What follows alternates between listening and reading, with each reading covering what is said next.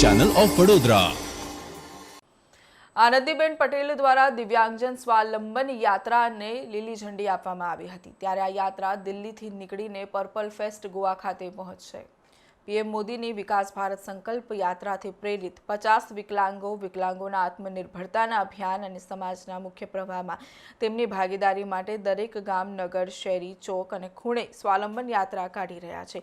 વિકલાંગોને ઉદ્યોગ, સાહસિકતા અને રોજગાર સાથે જોડીને આત્મનિર્ભર બનાવતી સામાજિક સંસ્થા આઈડિયા સક્ષમ દ્વારા આયોજિત સ્વાવલંબન યાત્રામાં 4 રાજ્યોના 50 વિકલાંગ સાહસિકો આયોજિત પર્પલ ફેસ્ટમાં ભાગ લેવા માટે દિલ્હીથી બસ પ્રવાસે ગોવા જઈ રહ્યા છે।